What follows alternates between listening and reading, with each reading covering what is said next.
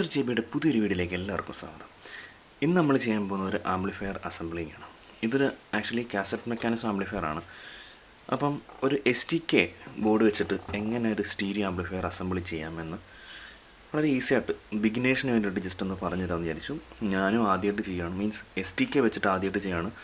അല്ലാണ്ട് നമ്മൾ 20, 30, 44, 40 ട്രാൻസിസ്റ്റർ 3055 ഒക്കെ വെച്ച് നമ്മൾ അസംബ്ലി ചെയ്തിട്ടുണ്ട്.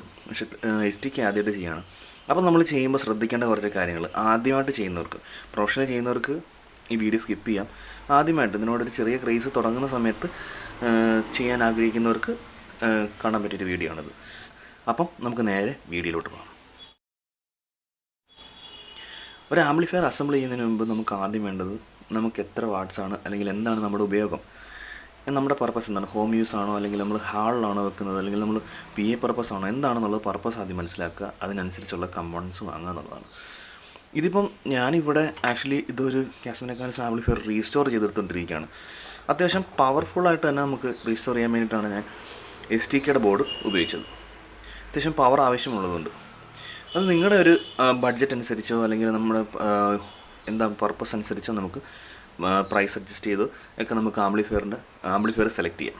അതിനനുസരിച്ചുള്ള BT ബോർഡ്, ട്രാൻസ്ഫോമർ, ബാക്കി കാര്യങ്ങളെല്ലാം സെലക്ട് ചെയ്യാം. അതൊക്കെ ആദ്യത്തെ സ്റ്റെപ്പാണ്. അപ്പം cabin, transformer, board, BT board, cooling fan, ബാക്കിയുള്ള കമ്പോണൻസ് എല്ലാം വാങ്ങുക. ഇതിനെല്ലാം ശേഷമാണ് നമ്മൾ ഇത് ക്യാബിനിൽ കൊണ്ട് പ്ലേസ് ചെയ്യാം. ജസ്റ്റ് പ്ലേസ് ചെയ്താൽ മതി. എന്നിട്ട് നമ്മൾ ഹോൾ ഡ്രിൽ ചെയ്യണം. പക്ഷേ അതിനൊക്കെ മുമ്പ് നമ്മൾ വാങ്ങിച്ച കമ്പോണൻസ് വർക്കിംഗ് ആണോ, സ്യൂട്ടബിൾ ആണോ എന്ന് ചെക്ക് ചെയ്യണം. അപ്പം ആദ്യം ചെയ്യേണ്ട പണിയെന്ന് പറഞ്ഞു കഴിഞ്ഞാൽ നമ്മൾ ഈ ആംപ്ലിഫയർ എങ്ങനെയാണോ സെറ്റ് ചെയ്യാൻ പോകുന്നത് അത് അതുപോലെ തന്നെ പുറത്ത് വെച്ച് സെറ്റ് ചെയ്യുക. അതായത് ഇപ്പം ഇത് BT ബോർഡാണെങ്കിൽ ഇതിൽ വോളിയം, ബാസ്, മിഡ്, ബാലൻസ് ഇതെല്ലാം സോൾഡർ ചെയ്ത് കണക്ട് ചെയ്തതിന് ശേഷം ഈ ആംപ്ലിഫയർ ബോർഡിലേക്ക് കണക്ട് ചെയ്ത് ട്രാൻസ്ഫോമറിലേക്ക് കണക്ട് ചെയ്ത് നമുക്ക് വേണ്ട പവർ സപ്ലൈ ഒക്കെ ഉണ്ടാക്കി പുറത്ത് വെച്ച് ഇത് വർക്ക് ചെയ്യിച്ച് നോക്കുക. നമ്മളിതെല്ലാം ഫിറ്റ് ചെയ്തതിന് ശേഷം വയറിങ് ചെയ്യാൻ നിന്നുകഴിഞ്ഞാൽ ചിലപ്പോൾ നമുക്ക് എവിടെയെങ്കിലും ഒരു മിസ്റ്റേക്ക് ഉണ്ടാവും, പിന്നെ ഫുൾ അഴിക്കേണ്ടി വരും. അതിന് പകരം നമ്മൾ ഇതെല്ലാം ക്യാബിനിൽ നിന്നൊക്കെ എടുത്ത് മാറ്റി പുറത്തെടുത്ത് വെച്ച് ചെയ്യുക എന്നുള്ളതാണ്. അപ്പോൾ ഇവിടെ നമ്മൾ ഈ ഒരു ആംപ്ലിഫയർ അസംബിൾ ചെയ്യാൻ നമുക്കിവിടെ ഒരു മെക്കാനിസം ഉണ്ട്. ഇത് ഫുള്ളി വർക്കിംഗ് കണ്ടീഷനിലുള്ള എലിയൻ ടൈപ്പ് മെക്കാനിസമാണ്. പിന്നെ നമ്മളിവിടെ എടുത്തിരിക്കുന്നത് STKയുടെ ബോർഡാണ്. STK 414 IC വരുന്ന ബോർഡാണ്. പിന്നെ ഒരു യൂണിവേഴ്സലിൻ്റെ BT ബോർഡ്, ഒരു 3 way ആണ്. അതായത് നമുക്ക് ഇതിനോട് മിഡും കൂടി കൺട്രോൾ ചെയ്യാൻ പറ്റും. വോക്കലുടെ കൺട്രോൾ, പ്രത്യേകം വോക്കൽ, പിന്നെ ലോ, ഹൈ ഫ്രീക്വൻസി, പിന്നെ ബാലൻസ്, പിന്നെ മെയിൻ വോളിയം, മാസ്റ്റർ വോളിയം, അങ്ങനെ കൺട്രോൾ ചെയ്യാൻ പറ്റും. അപ്പോൾ ഇവിടെ നമുക്ക് 15 volt plus minus 15 volt DC ആണ് വേണ്ടത്. അപ്പോൾ നമുക്ക് DC ഡുവൽ പവർ സപ്ലൈ ഉണ്ടാക്കണം. ഈ ട്രാൻസ്ഫോമറിൽ 15 വോൾട്ട് അല്ല, നമുക്കിവിടെ വരുന്നത് അത്യാവശ്യം ഹെവി ആയിട്ടുള്ളൊരു ട്രാൻസ്ഫോമറാണ്. ഇതിൽ 20 വോൾട്ട് 5 ആംപിയർ, 18 വോൾട്ട് 12 വോൾട്ട്. അപ്പോൾ 15 വോൾട്ട് ഉണ്ടാക്കണമെങ്കിൽ നമുക്ക് 7815 7915 IC ഉപയോഗിച്ചിട്ട് പ്ലസ് മൈനസ് DC വോൾട്ട് നമ്മൾ ഉണ്ടാക്കണം. അപ്പോൾ ഒരു പവർ സപ്ലൈ ഉണ്ടാക്കണം. അപ്പോൾ ട്രാൻസ്ഫോമർ ഇതാണ്. പിന്നെ നമ്മൾ ഉപയോഗിക്കുന്ന വോളിയം കൺട്രോളർ 47K 100Kയുടെ വോളിയം കൺട്രോളേഴ്സ് നമ്മൾ ഉപയോഗിക്കുന്നുണ്ട്. പിന്നെ ഈ ബോർഡ് എന്ന് പറഞ്ഞാൽ ഹെഡ് പ്രീയുടെ ബോർഡാണ്. നമ്മുടെ മെക്കാനിസം വർക്ക് ചെയ്യിക്കാൻ വേണ്ടിയിട്ട് ഹെഡ് പ്രീ ആംപ്ലിഫയർ ബോർഡാണ്. പിന്നെ നമ്മൾ സാധാരണ എല്ലാ ആംപ്ലിഫയർ അസംബിൾ ചെയ്യാൻ വേണ്ടിയിട്ട് എടുക്കുന്ന പോലെ തന്നെ റിബൺ വയർ, നോർമൽ വയർ, പിന്നെ നമുക്ക് ആവശ്യമായിട്ട് ഒരു കൂളിംഗ് ഫാൻ. STK ബോർഡ് ആയതുകൊണ്ട് തന്നെ നമ്മളൊരു കൂളിംഗ് ഫാൻ കൂടി ആഡ് ചെയ്യുന്നുണ്ട്. അപ്പോൾ അപ്പോൾ ഈ ഒരു 12 വോൾട്ടിൽ നിന്ന് നമുക്കൊരു DC സപ്ലൈ അതിനും പ്രത്യേകം ഉണ്ടാക്കണം. 18 വോൾട്ടിൽ നിന്ന് നമ്മൾ 15 വോൾട്ട് ഉണ്ടാക്കും. പിന്നെ ഇതിൻ്റേതായിട്ടുള്ള സോക്കറ്റുകൾ ഒന്ന് ജസ്റ്റ് ക്ലീൻ ചെയ്യാനുണ്ട്. പിന്നെ ഇതാണ് ഇതിൻ്റെ ഫ്രണ്ട് ഫ്രെയിം എന്ന് പറയുന്നത്. പിന്നെ ഇതിനകത്തൊരു LED VU മീറ്റർ വരുന്നുണ്ട്. അത് ഈ ആംപ്ലിഫയറിൻ്റെ കൂടെ തന്നെ ഉള്ളതായിരുന്നു. ഇത് നിങ്ങൾ അസംബിൾ ചെയ്യുന്ന ആംപ്ലിഫയറിൽ VU മീറ്റർ ഉണ്ടെങ്കിൽ അതിനനുസരിച്ചുള്ള VU മീറ്റർ ഉണ്ടാക്കുക. പിന്നെ ഇത് AC കേബിൾ. ഞാനിവിടെ വാങ്ങിച്ചത് 3 pin ആണ്. നമുക്കൊരു എർത്തിങ് കൂടി കൊടുക്കാൻ എന്ന് ഉദ്ദേശിച്ചു. ഗ്രൗണ്ട് കൂടി കൊടുത്തിട്ടാണ് നമ്മൾ കേബിൾ സെറ്റ് ചെയ്യുന്നത്. പിന്നെ ഇതിൻ്റെ വോളിയം കൺട്രോൾ, നോബ്സൊക്കെ. അപ്പോൾ ഇത്രയാണ് ബേസിക് ആയിട്ടുള്ളത്. ഇനി നമ്മൾ എന്താണ് ചെയ്യാൻ പോകുന്നത് വെച്ച് കഴിഞ്ഞാൽ ഈ സർക്യൂട്ടെല്ലാം ജസ്റ്റ് കണക്ട് ചെയ്ത് വെളിയിൽ വെച്ച് ഓപ്പൺ ആയിട്ട് വെച്ച് കണക്ട് ചെയ്തിട്ട് നമ്മൾ നോക്കും. ഇപ്പോൾ ഒരു ഗ്രൗണ്ടിങ്ങിൻ്റെ വിഷയം ഉണ്ടാവാം, പക്ഷേ നമ്മൾ വർക്കിംഗ് ചെയ്യുന്നുണ്ടോ എന്നുള്ളത് ചെക്ക് ചെയ്യാം. നമ്മളിത് കടയിൽ നിന്നൊക്കെ ഡയറക്റ്റ്ലി നമ്മൾ വാങ്ങിച്ചുകൊണ്ട് വന്നതാണ്. ഈ ബോർഡെല്ലാം വർക്ക് ചെയ്യുന്നുണ്ടോ, അല്ലെങ്കിൽ നമ്മുടെ സർക്യൂട്ട് കറക്റ്റാണോ, പവർ സപ്ലൈ കറക്റ്റ് ആവുന്നുണ്ടോ, ഇതൊരു വലിയൊരു പ്രശ്നം തന്നെയാണ്. 15 വോൾട്ട് വേണം. അപ്പോൾ നമുക്ക് ഡുവൽ പവർ സപ്ലൈ ഉണ്ടാക്കണം. ആ സപ്ലൈ ഉണ്ടാക്കി കണക്ട് ചെയ്ത് വർക്ക് ചെയ്യുന്നുണ്ടോ എന്ന് ചെക്ക് ചെയ്യാൻ, കൺഫേം ചെയ്യേണ്ടിയിരിക്കുന്നു. കൺഫേം ചെയ്തതിന് ശേഷമാണ് നമ്മൾ എന്ത് ചെയ്യേണ്ടത്, ഈ നമ്മുടെ ക്യാബിനിലേക്ക് ഈ പറഞ്ഞ പോലെ ഇതെല്ലാം തിരിച്ചു വെക്കുക. നമ്മൾ എങ്ങനെയാണോ വെക്കാൻ ഉദ്ദേശിക്കുന്നത്, നമ്മുടെ ക്യാബിനിലേക്ക് എങ്ങനെയാണോ വെക്കാൻ ഉദ്ദേശിക്കുന്നത്, ഞാനിത് വളരെ ബേസിക്കായിട്ട് തൊട്ട് പറഞ്ഞു, കാരണം എല്ലാ ക്യാബിനുകളിലും നമ്മൾ ഉദ്ദേശിക്കുന്ന പോലെ ഹോൾസ് കാണാൻ പറ്റില്ല. അതുകൊണ്ട് നമ്മൾ എങ്ങനെയാണോ വെക്കാൻ ഉദ്ദേശിക്കുന്നത് അതേപോലെ നമ്മുടെ കമ്പോണൻസിനെല്ലാം അലൈൻ ചെയ്തതിന് ശേഷം നമ്മൾ മാർക്ക് ചെയ്യുക. ഞാൻ ഇവിടെ ട്രാൻസ്ഫോമർ വെക്കാൻ കാരണം എന്ന് വെച്ച് കഴിഞ്ഞാൽ നമുക്ക് ഇവിടെയാണ് AC കേബിൾ വരുന്നത്. അതേപോലെ തന്നെ നമ്മുടെ ഫ്രണ്ട് പാനൽ നോക്കുകയാണെങ്കിൽ നമുക്ക് പവർ സപ്ലൈ വരുന്നത് പവർ സ്വിച്ച് വരുന്നത് അവിടെ തന്നെയാണ്. അപ്പോൾ ആ ഒരു സൈഡിൽ ട്രാൻസ്ഫോമർ വെച്ച് കഴിഞ്ഞാൽ ആ ഒരു കണക്ഷൻ അവിടെ കഴിയും. പിന്നെ നമ്മൾ ഇതിവിടെ വെച്ചത് കാരണം, നമ്മുടെ ആംപ്ലിഫയറിൻ്റെ ബോഡി ഇവിടെ വെക്കാൻ കാരണം നമുക്കിവിടെ ഒരു വെൻറ്റ് വന്നിട്ട് കൂളിംഗ് ഫാൻ ഇവിടെ തന്നെ വെക്കാൻ പറ്റും. ഹീറ്റ് ഡയറക്റ്റ്ലി പൊക്കോണ്ടിരിക്കും. അതിനുവേണ്ടിയാണ് നമ്മളിവിടെ കൂളിംഗ് ഫാൻ ഇവിടെ ആഡ് ചെയ്യുന്നതുകൊണ്ടാണ് നമ്മൾ ആംപ്ലിഫയറിൻ്റെ ബോഡി ഇങ്ങനെ വെച്ചത്. അല്ലെങ്കിൽ നമുക്ക് ഇങ്ങനെ വെക്കാം. ഇങ്ങനെ വെച്ച് ഇതിൻ്റെ ഫ്രണ്ടിൽ തന്നെ BT ബോർഡും വെച്ച് നമുക്ക് സെറ്റ് ചെയ്യാവുന്നതേ ഉള്ളൂ. ഇങ്ങനെ വെച്ചാലും കുഴപ്പമൊന്നുമില്ല. പക്ഷേ പെട്ടെന്ന് ഹീറ്റ് ഡിസിപ്പേഷന് പെട്ടെന്ന് ഉണ്ടാകാൻ വേണ്ടിയിട്ടാണ് ഞാൻ ചരിച്ച് വെച്ചത്. ഇങ്ങനെ വെച്ചാലും കുഴപ്പമില്ല. എങ്ങനെയായാലും നമ്മുടെ ക്യാബിൻ നിറയുന്ന രീതിയിലാണ് ബോർഡിൻ്റെ ഒരു സൈസ് വരുന്നത്. നമ്മൾ ഉദ്ദേശിച്ചത് ഇങ്ങനെ വെക്കാനാണ്. അപ്പോൾ ഇങ്ങനെയാണ് ഇതിനകത്ത് നമ്മളിന്ന് സെറ്റ് ചെയ്യാൻ പോകുന്നത്. പിന്നെ നമുക്കൊരു ഹെഡ് പ്രീയുടെ ബോർഡ് ഉണ്ട്. ഹെഡ് പ്രീയുടെ ബോർഡ് നമുക്ക് ഇവിടെ ആയിട്ട് വെക്കാൻ പറ്റും. പിന്നെ നമുക്കിവിടെ മെക്കാനിസം വരുന്നുണ്ട്. അപ്പോൾ അതും കൂടി കണക്ക് കൂടിയിട്ട് വേണം നമ്മൾ നോക്കേണ്ടത്. അപ്പോൾ കുറച്ചും കൂടി ബാക്കിലേക്ക് വെക്കണം. കുറച്ചുകൂടി ഈ ഒരു അലൈൻമെൻറ്റ് നല്ല വൃത്തിക്ക് അലൈൻ ചെയ്ത് വെക്കുക. ബാക്കി ഇനി വേറെ ഹോളിലിടൊന്നുമില്ല. ഇത് നമുക്ക് ഈ ബോർഡ് നമ്മുടെ ക്യാബിനിലാണ് വരുന്നത്, ഫ്രണ്ട് പാനലിലാണ് വരുന്നത്. അതുകൊണ്ട് വിഷയമില്ല. പിന്നെ വേറെ നമുക്ക് വേണമെങ്കിൽ സ്പീക്കർ പ്രൊട്ടക്ഷൻ ബോർഡൊക്കെ ആഡ് ചെയ്യണമെങ്കിൽ തന്നെ നമുക്കിവിടെ സ്പേസ് ഉണ്ട്. ഈ ബാക്കിൽ കുറച്ച് സ്പേസ് ഇട്ടേക്കുക. ഇച്ചിരി ഇട്ടിരുന്നാൽ മതി. സ്പീക്കർ പ്രൊട്ടക്ഷൻ ബോർഡ് ആഡ് ചെയ്തണമെങ്കിൽ ആഡ് ചെയ്യാം. ഞാനിപ്പോൾ തൽക്കാലം ആഡ് ചെയ്യുന്നില്ല. അപ്പോൾ അങ്ങനെ. അപ്പോൾ എന്തായാലും നമുക്കിത് വയറിംഗ് ഒക്കെ ചെയ്ത് ജസ്റ്റ് വെളിയിൽ വെച്ചൊന്ന് നോക്കാം. അതിന് മുമ്പായിട്ട് മാർക്ക് ചെയ്ത് വേണമെങ്കിൽ ഹോൾ ഇടാം. പക്ഷേ അപ്പോൾ കുഴപ്പമെന്ന് വെച്ച് കഴിഞ്ഞാൽ ചിലപ്പോൾ നമ്മുടെ ബോർഡിന് ഈ ഒരു എന്താ പറയുക, ഈ ഒരു ബാസ്കറ്റ്ബോൾ ബോർഡ് സ്യൂട്ടായില്ല, അല്ലെങ്കിൽ നമ്മുടെ ഈ ബോർഡ് കംപ്ലൈൻ്റ് ആയി, നമ്മൾ പിന്നീട് വാങ്ങുന്ന ബോർഡ് ഈ അളവല്ലെങ്കിൽ വീണ്ടും നമ്മൾ ഹോൾ ഇടേണ്ടി വരും. അതുകൊണ്ടാണ് വെളിയിൽ വെച്ച് ഫുള്ളി വർക്കിംഗ് കണ്ടീഷൻ ആണോ എന്ന് ചെക്ക് ചെയ്തതിന് ശേഷം മാത്രം ഹോൾ ഇടാൻ പറയുന്നത്. ഇപ്പോൾ ഈ ഒരു ബോർഡ് ഫുൾ കംപ്ലൈൻ്റ് ആണ്. ഇപ്പോൾ ഇനി സ്റ്റോക്ക് ഇല്ല. ഇപ്പോൾ ഞാൻ STK മാറ്റാണ്. ഞാൻ അതിനകത്ത് ട്രാൻസിസ്റ്റർ ബോർഡ് ഇടാൻ പോവാണ്. അപ്പോൾ അതിൻ്റെ അളവ് വ്യത്യാസം വന്നു. അപ്പോൾ ഹോൾ ഞാൻ വീണ്ടും ഡ്രിൽ ചെയ്യേണ്ടി വരും. വീണ്ടും ഇതെല്ലാം അഴിക്കേണ്ടി വരും. ഫുൾ അഴിക്കേണ്ടി വരും. അതാണ് അതിന് ഫുൾ വർക്കിംഗ് കണ്ടീഷൻ ആണോ എന്ന് നോക്കിയതിന് ശേഷം മാത്രം കൊണ്ടുപോയി ഹോൾ ഇടുക എന്നുള്ളത്. അപ്പോൾ ഫ്രണ്ട്സ്, നമ്മൾ കണക്ഷൻസ് എല്ലാം ചെയ്തിട്ടുണ്ട്. അപ്പം അത് വളരെ ബേസിക്കായിട്ടുള്ള കാര്യമാണ്. സോൾഡർ ചെയ്ത് വെക്കുക എന്നുള്ളത് വളരെ ബേസിക്കായിട്ടുള്ള കാര്യമായതുകൊണ്ടാണ് ഞാൻ സ്കിപ്പ് ചെയ്ത് കളഞ്ഞത്. പിന്നെ കുറച്ച് കാര്യങ്ങൾ ശ്രദ്ധിക്കാനുള്ളത് പറയാം. അപ്പം നമ്മൾ കണക്ട് ചെയ്തു. ഒരു രക്ഷയില്ലാത്ത പെർഫോമൻസ് ആണ് STK 414 ഞാൻ ആദ്യമായിട്ട് യൂസ് ചെയ്യുകയാണ്. ഇതുവരെ യൂസ് ചെയ്യാനുള്ളൊരു അവസരം കിട്ടിയിട്ടില്ല. STK സിസ്റ്റം ഒന്നും യൂസ് ചെയ്യാൻ, ട്രാൻസിസ്റ്റർ IC ഒക്കെ ആയിരുന്നു യൂസ് ചെയ്തിട്ടുണ്ട്. പക്ഷെ ഒരു രക്ഷയില്ലാത്ത അടിപൊളി ഇടി എന്ന് പറഞ്ഞാൽ ഒരു അടിപൊളി പഞ്ചാണ്.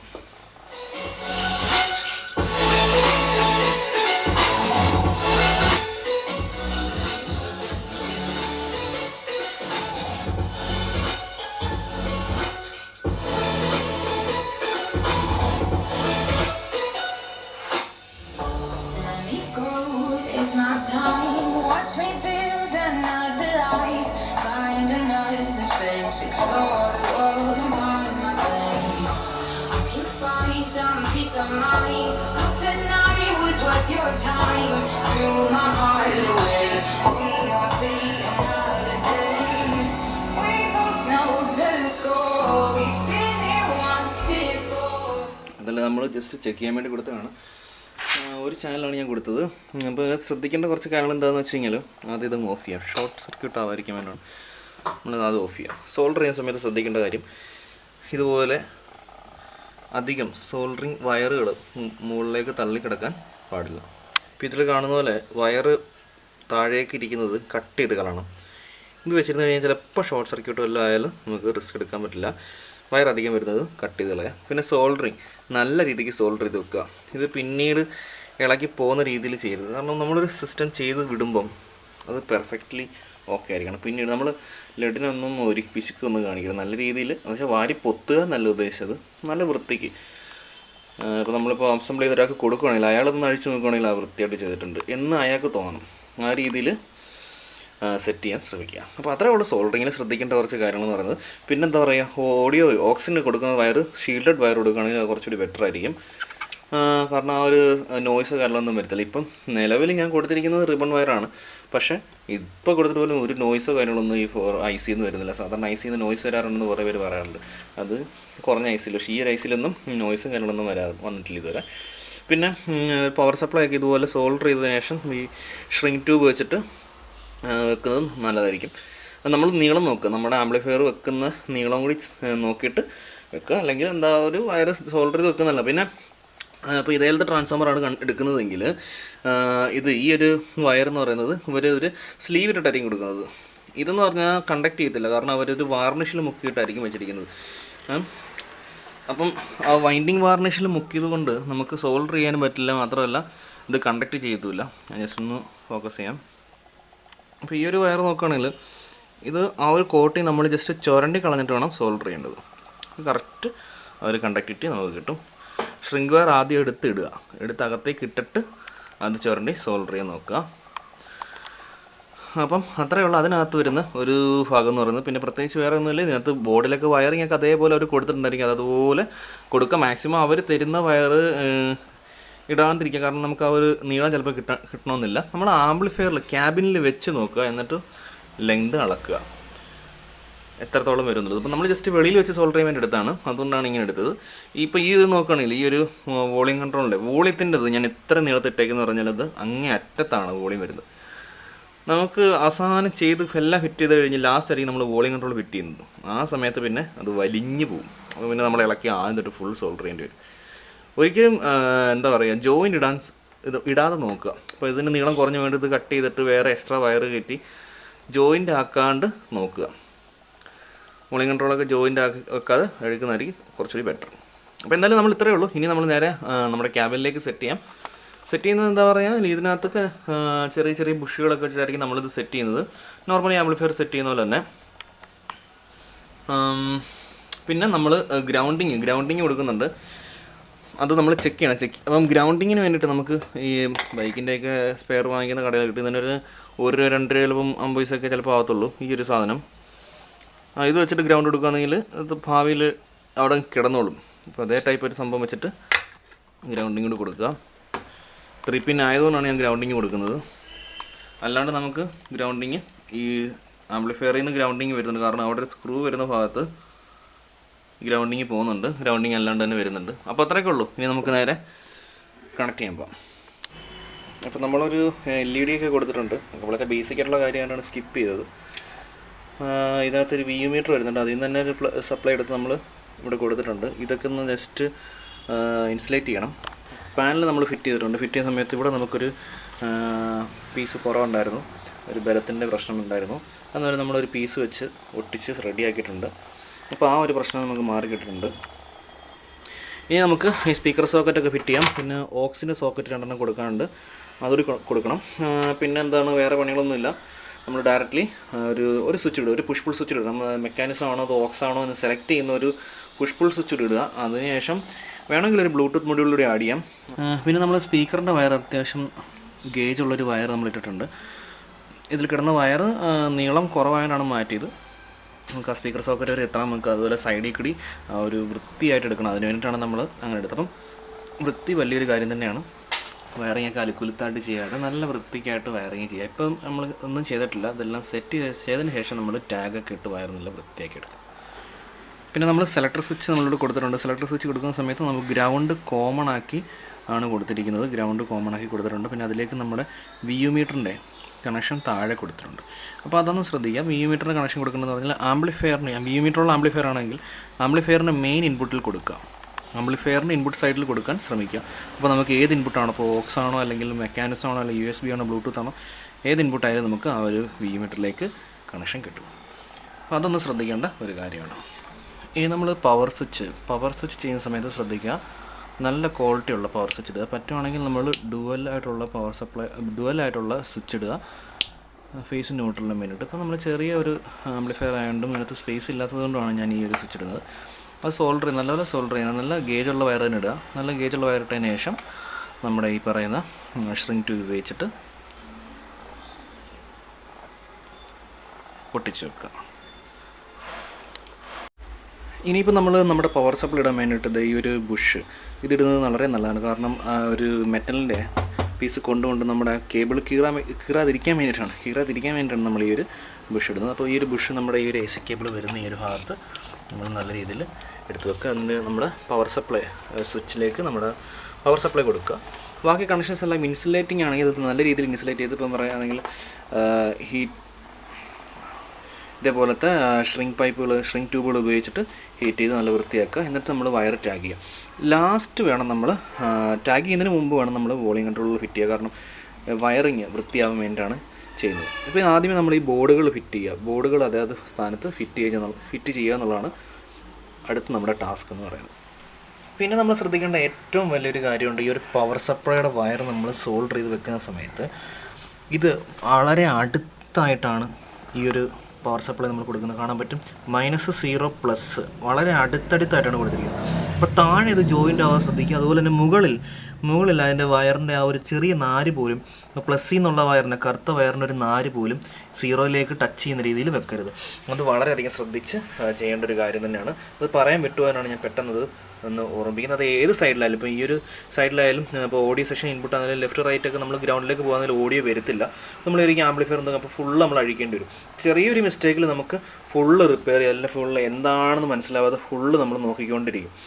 അപ്പോൾ ഫ്രണ്ട്സ്, നമ്മൾ ഏകദേശം വർക്ക് തീർന്നു. നമ്മളിപ്പോൾ ഇവിടെ നമ്മുടെ RC സോക്കറ്റ് നമ്മൾ റീപ്ലേസ് ചെയ്ത് ഈ ടൈപ്പ് വെച്ചിട്ടുണ്ട്.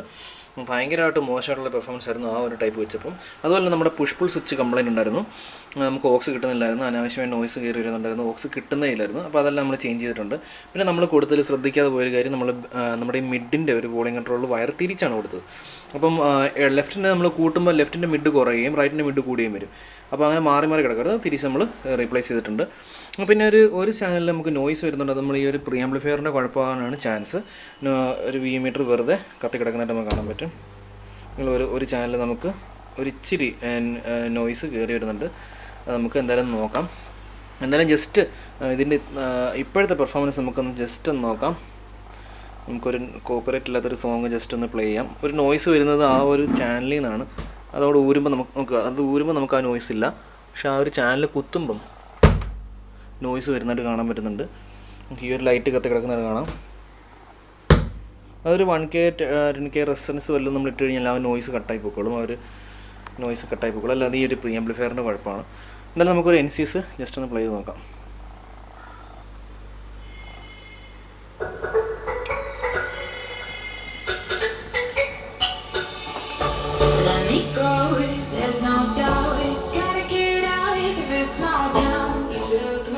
അപ്പോൾ ഗൈസ്, നമ്മുടെ അസംബ്ലിങ്ങിൻ്റെ അവസാന ഭാഗത്തെത്തി. നമ്മൾ ഇതെല്ലാം ഫിറ്റ് ചെയ്തിട്ടുണ്ട്.